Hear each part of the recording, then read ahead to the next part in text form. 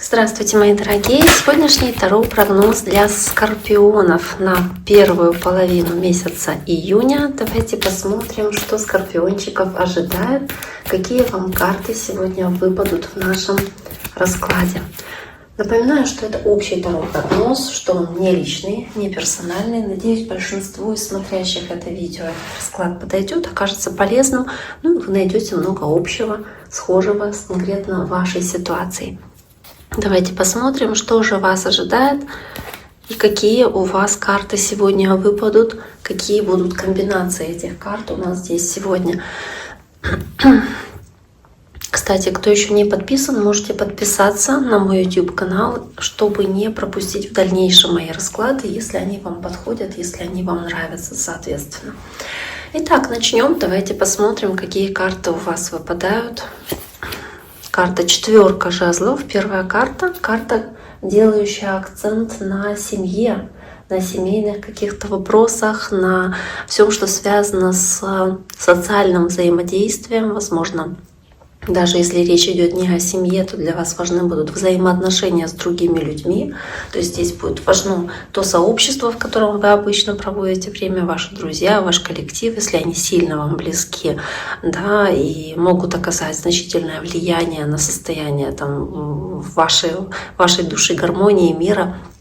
В целом взаимоотношения с такими людьми. Но и также это какие-то семейные торжества, праздники, которые могут здесь, соответственно, происходить и на которые вас могут здесь приглашать, к примеру. Ну или какие-то вопросы для вас важные. Мы сейчас будем разбирать комбинации, да, дальше карт.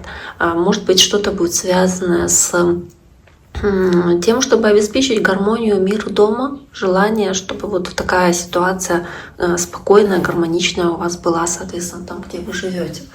Итак, давайте посмотрим дальше. Следующая у нас семерка пентаклей. И вот семерка пентаклей, она о каком-то ожидании, она о необходимости быть более терпеливыми, выносливыми в чем-то. И некоторые из вас сейчас могут задумываться о какой-то долгосрочной стабильности и безопасности, анализировать, возможно, проделанную работу и вложенные усилия, то есть чего вы достигли на данный момент, что вы еще хотели бы достичь в будущем, что для этого нужно сделать, какие усилия произвести, возможно.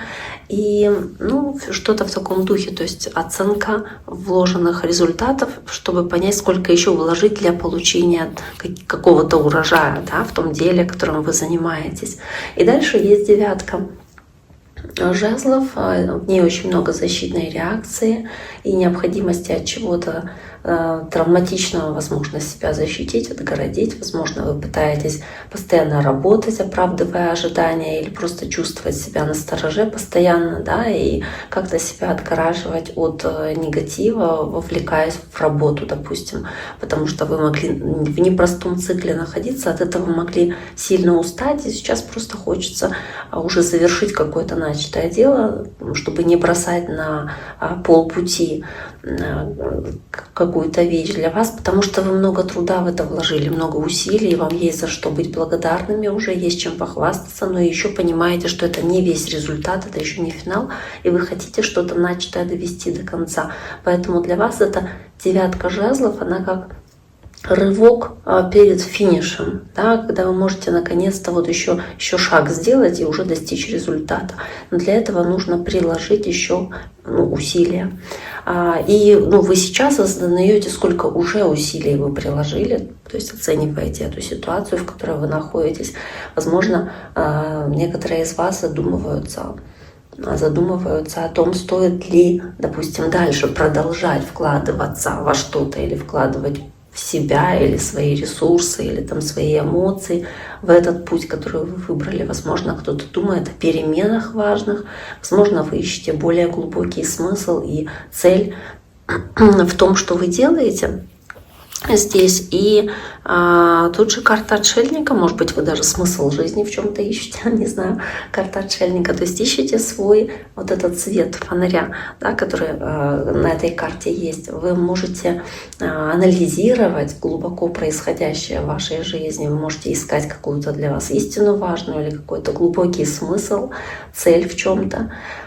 по этому отшельнику. Возможно, у некоторых из вас могло ощущение даже сложиться, что вы того этапа в жизни достигли, когда вы чувствуете, что у вас все хорошо, что это какое-то чувство уже, ну не то чтобы прям стабильности, но имеющегося осязаемого результата. И да, вам еще чего-то не хватает, и еще нужно бы приложить усилия, еще работать. Может быть, вы долго работали, знаете, вот как в карьере, когда долго в чем-то трудитесь, работаете в каком-то деле, и потом вдруг приходит осознание, что, ну вот, может быть, уже и хватит прикладывать усилия и над чем-то работать, может быть, и этого уже достаточно, может быть, этого результата вам хватит, вот этого деревца, которое здесь уже у него появилось. Может быть, на этом уже можно и остановиться, то есть такое размышление, оно здесь может присутствовать.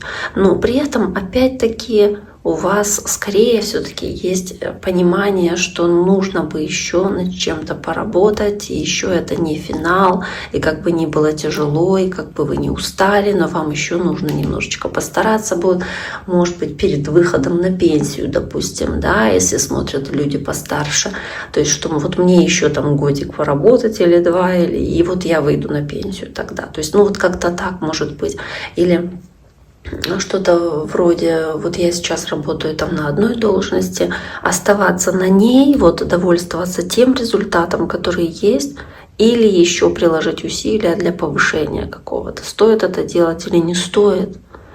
Да? Вот я, допустим, там, не знаю, кандидат наук, хочу ли я стать профессором, да? То есть вот вы думаете, стоит это делать или не стоит? Да? То есть как размышление, стоит ли еще какой-то делать шаг в этом направлении. Давайте посмотрим, что еще здесь есть. Есть еще карта смерти, это карта трансформации, ничего страшного в ней нет.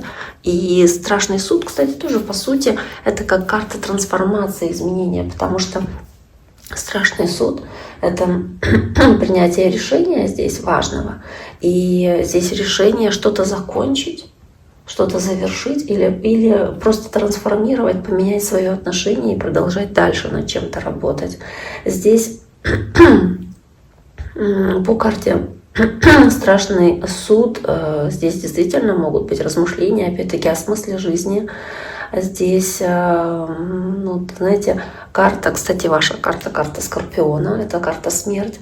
Здесь эта карта, она показывает не просто время для самоанализа, но для некоторых вас это своего рода как пробуждение, и для кого-то это серьезные жизненные перемены. Может быть, вас начинает тянуть в другом направлении, может быть, вы чувствуете, что вы начинаете двигаться в другом направлении, независимо от того, насколько вы четко это сейчас понимаете, но возникает ощущение, как необходимость отпустить что-то, чтобы перейти к чему-то другому, новому. И что именно это символизирует, эта карта смерти, это зависит от конкретно вашей ситуации, но в любом случае это как смысл отпускания определенной ситуации или какого-то взгляда на жизнь, которая у вас была. То есть, опять-таки, трансформирование, изменение чего-то в вашей жизни. И по карте Страшный суд вы как перерождаетесь, меняетесь, как метаморфоза у бабочки происходит. Да? То есть вы в одной стадии находились, меняетесь, и эта стадия еще лучше, еще красивее. Может быть, легче она будет. Может быть, вы начнете больше удовольствия от жизни получать, меньше работать, как-то бабочка, да? Когда становится бабочкой. Но вот в любом случае вы как прошли разные этапы, обновились и совершенно другим взглядом смотрите на вещи, потому что вы стали другими, вы стали другой версией самих себя, и поэтому вот таким вот образом здесь как-то события у вас и происходят. Да? Ну давайте посмотрим, что еще здесь есть. Есть 8 пентаклей, есть 9 мечей и есть 10 пентаклей. И вот если говорить о 9 мечей, о 8 пентаклей, 8 пентаклей — работа. Это работа, это необходимость здесь над чем-то трудиться, совершенствоваться, возможно. Если рассматривать такое сочетание здесь еще с 9 мечей, то можно говорить о том, что здесь ситуация или период какой-то в вашей жизни, когда вы должны чувствовать себя в безопасности, вы должны чувствовать себя успешными, радостными, но у вас вызывает что-то чувство тревоги и сильной тревоги достаточно, когда вы даже мало спите. Может быть, вы очень много работаете, для того, чтобы свою семью обеспечивать, содержать, или вот, да, вот такие вещи делать, поэтому мало спите по ночам. То есть здесь может быть сильный аспект иметь десятка пентаклей, то есть ваша семья и стабильность в вашей семье, которая для вас важна, понимание, что нужно еще работать на дальнейшие какие-то достижения, потому что это важно для ваших близких, для ваших детей, да, то есть, может быть, для того, чтобы оставить какое-то наследство. То есть вы здесь очень много над этим работаете, и девятка мечей прям чуть ли не плохо спите из-за этого, потому что вы тревожитесь, сможете ли вы такую безопасность для себя, для своих близких обеспечить. Может быть, вы беспокоитесь или испытываете страх от того, сможете ли вы обеспечить долгосрочную безопасность и стабильность. Может быть, это не страх, может быть, какая-то просто тревога или волнение, или чувство вины из-за чего-то даже, или переживания из-за чего-то, но вы как будто бы думаете, вот этого недостаточно, что нужно еще что-то большее для вас, что у вас были какие-то большие цели, может быть, которые вам хотелось реализовать, и вы понимаете, что вы на сегодняшний день их не достигли, и нужно еще прикладывать усилия, еще для этого работать. То есть, опять-таки, десятка пентаклей здесь о том, что вы хотите работать на долгосрочную перспективу, вы думаете о том, что нужно заниматься каким-то накопительством, может быть, стремиться прилагать огромные усилия для того, чтобы вот это чувство стабильности финансовое у вас было в вашей жизни, чтобы вы не переживали о завтрашнем дне. То есть для вас это достаточно важно, потому что это еще и карта преемственности, наследия, то, к чему вы стремитесь. То есть вы хотите как оставить достаточно средств своим потомкам, не беспокоиться о завтрашнем дне, о следующей неделе. У вас есть сильное переживание из-за этого и желание, собственно, да, такую стабильность обеспечить. Поэтому вы можете даже сделать здесь небольшую паузу, чтобы оценить этот свой рост, понять, сколько уже вложено и, соответственно, сколько еще предстоит вам. То есть я думаю, что вы здесь не бросаете что-то, а как будто бы очень глубоко пытаетесь осмыслить ситуацию, в которой вы находитесь, и понять, что еще нужно здесь сделать в финансовом и в материальном плане, да и в эмоциональном, в принципе, потому что вы думаете эмоционально, если я в это вложусь, окупятся ли мои усилия, и если я буду в это вкладываться, будет ли это иметь смысл, принесет ли мне это душевное спокойствие, не только финансовое спокойствие, как это есть по десятке пентаклей, а это в целом и душевное спокойствие. Давайте еще достанем пару карт. Здесь у вас есть пятерка мечей, есть тройка пентаклей, есть рыцарь кубков. Давайте еще. Есть десятка жезлов. То есть опять речь о перегруженности может быть. Речь может идти о какой-то загруженности делами, загруженностью работой, которая у вас есть, которую вы выполняете. Тройка пентаклей тоже об этом, что вы пытаетесь слаженный какой-то механизм здесь отработанный. Тройка мечей. Слаженный, отработанный механизм прорабатывать, да, в своей жизни. Вот здесь в целом, если говорить о этой пятерке мечей, о тройке пентаклей, то здесь, ну да, у вас может быть действительно как усталость от того, что вы уже успели сделать, и боязнь проиграть, да?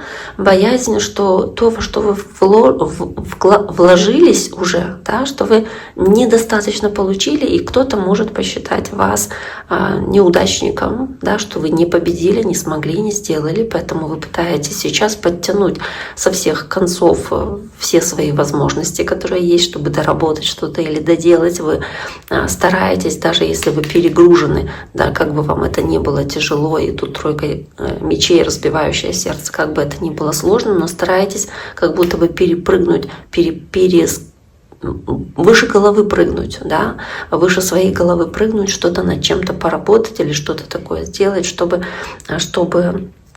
улучшить свое наследие, опять-таки укорениться в завтрашнем дне, но из-за этого очень много есть переживаний, головной боли, или кто-то может даже вам говорить, что у тебя не получится, тебе этого достаточно, зачем еще что-то делать, зачем тебе лишняя головная боль, зачем тебе, да, и из этого могут конфликты возникать, какие-то недопонимания с другими людьми, но вы считаете, что для вас правильным будет решением, даже если кто-то не поддерживает вас в этой цели, правильным решением будет продолжать над чем-то усердно работать, защищать свои границы и работать над финансовой безопасностью, которая ожидает вас завтра, прикладывая еще усилия и работая над этим.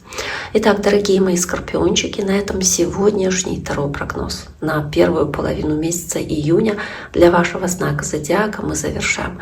Я всем желаю всего самого наилучшего. Берегите себя, берегите своих близких. Не забудьте подписаться. Мне очень важна будет ваша оценка. До скорого!